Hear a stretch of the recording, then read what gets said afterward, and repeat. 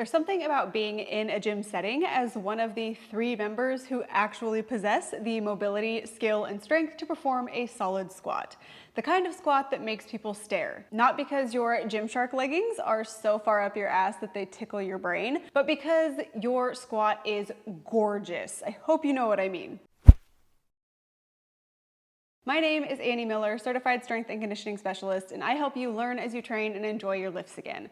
Today we do that by exploring exercises to help improve your squat. These are exercises that are aimed at improving your squatting pattern, not necessarily your squatting numbers or your strength. Though I would hypothesize that if programmed at challenging loads and volumes, you would see increases in squatting numbers via implementing these exercises, if anything, due to pattern proficiency. Before we get into the exercises to improve your squat, we need to understand what a squat even is. I want you to think of the squat as a movement pattern, be it back squat, front squat, Zercher squat, or some other variation.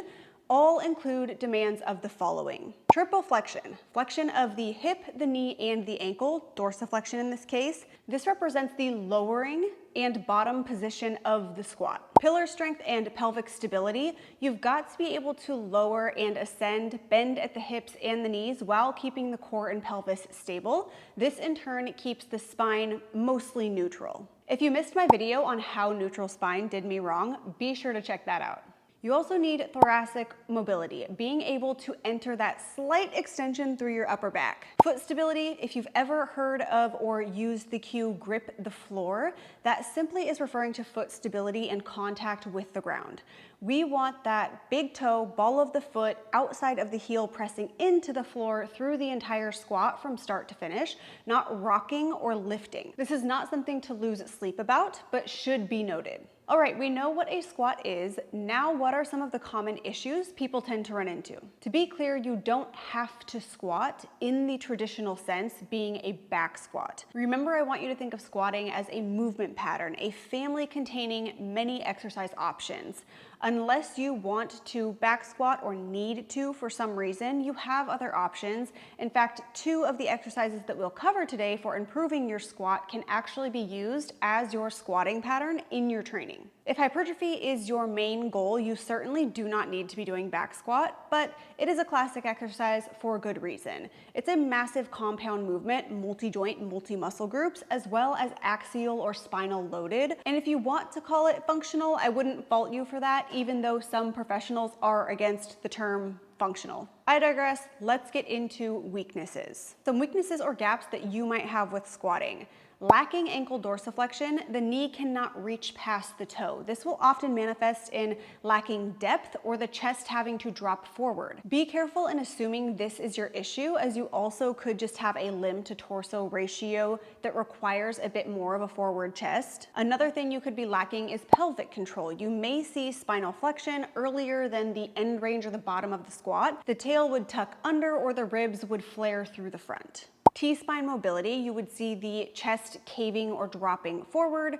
If you have a hinge dominant squat, you might see your butt shooting up into the air as you come out of the hole, not able to stay in your knees and quads and drive through the floor as you're coming out of the squat. Maybe you have these, maybe you don't. Either way, these 3 exercises should give you or your clients the most bang for your buck and touch on all of these issues. If you're having pain when squatting, please do seek out a PT who aligns with your values and needs as a trainee, a PT who wants to see you under the barbell again. One of my all-time favorite exercises to improve squatting patterns is the step up. Choose or play with lateral or straight on. My preference is lateral, which I'll get to in a bit. Some notes on the step up. The box height should be at least with your thigh parallel to the floor, your hip crease slightly below the top of the knee. This tackles unilateral or single leg strength. If we don't actively push off of the back leg, then this is a true single leg movement versus something like a Bulgarian split squat, one of my all-time favorite exercises,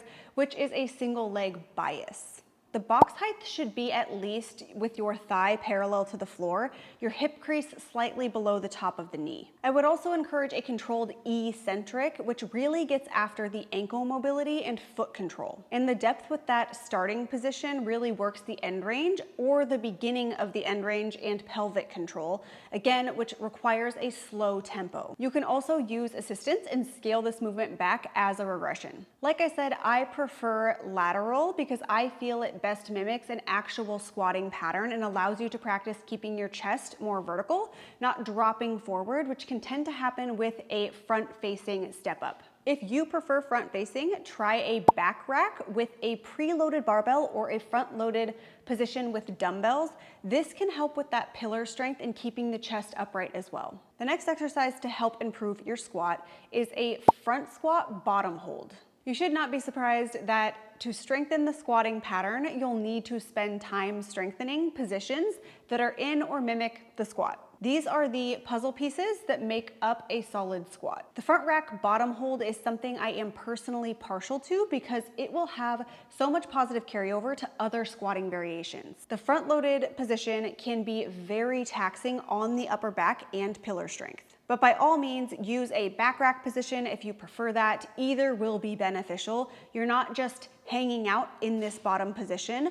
The goal is to keep and hold tension in your end range. This will likely be more comfortable for those who have decent mobility, whereas this might be very uncomfortable for those lacking mobility in the upper back, the hips, or the ankles. Perhaps you hold for 30 seconds or accumulate 30 seconds. The volume of this will be largely dependent on your baseline and is something that you can build over time. For load, start very conservative and adjust from there. It needs to be something that you can breathe through and hold tension through without literally passing out. The next one is the ATG Split Squat. Not mimicking a squatting pattern necessarily as the midline travels forward and backward over a large range, but the main purpose is mobility and control through the end ranges, which will benefit your squat. Big shout out to Ben, the knees over toes guy, for introducing me to this exercise. I personally did his program. I think it does what it's meant to do, but it was not my preferred style of training. So I took many bits and pieces from his methods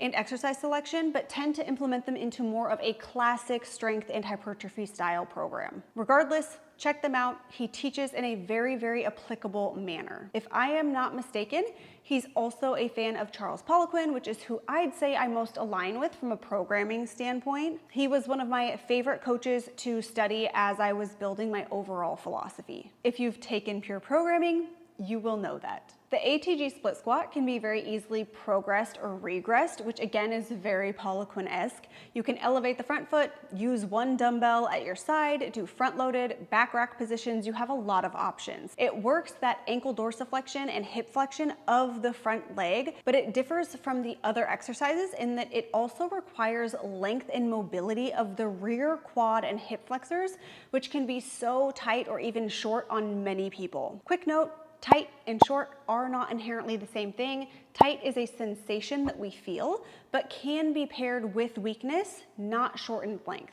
Short is an actual measurement and a condition of the muscle. You would need to do a self-strength balance and mobility assessment or be assessed by a qualified coach or PT to find that information out and take the best action. They can be the same, they're not always the same. The step up, the front squat hold, and the ATG split squat are not the only exercises that can improve your squatting patterns. And if you work with a one-on-one coach who assesses your weak points, you'll likely progress much quicker due to having that individualized attention. But we can also tackle a lot of common issues with these exercises. I'd argue most people who squat regularly or want to could benefit from having these 3 exercises in their program, which brings me to how to use these exercises in your workout schedule. This totally depends on the program split that you're following, but generally I would add these in throughout your week on lower body days. I don't care if it's deadlift or posterior chain focus day, or if you do full body every day, great.